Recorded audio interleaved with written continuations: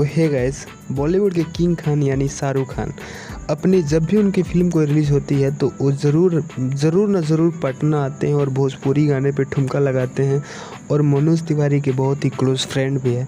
तो इसमें सवाल उठ रहा है कि अगर अब भोजपुरी के कुछ स्टार्स बॉलीवुड में कदम रखे हैं तो क्या एसआरके के साथ सॉन्ग वो बनाएंगे?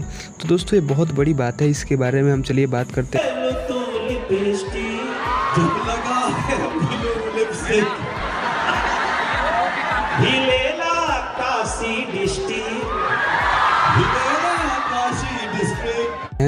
तो दोस्तों बने रहिए हमारे वीडियो के साथ। चलिए हम इस टॉपिक पे कुछ आगे बात करते हैं और कौन बनाएगा इस सॉन्ग को मैं आपको वो भी बताता हूँ।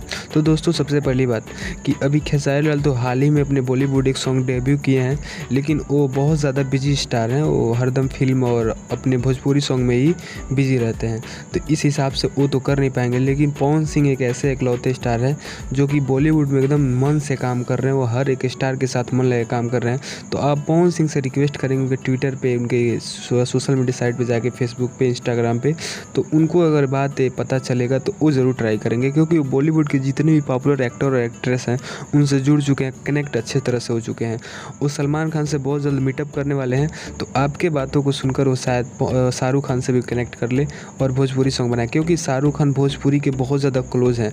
आपको मैं 3-4 क्लिप दिखा भी रहा हूँ और देख भी रहे होंगे स्क्रीन पे आप कितने क्लोज हैं। मनोज तिवारी के तो एकदम खास आदमी है वो, और मनोज तिवारी उनके ऊपर गाना भी बनाया था, दिलवा तोहरे ज़बरदस्त फ़ैन हो गए।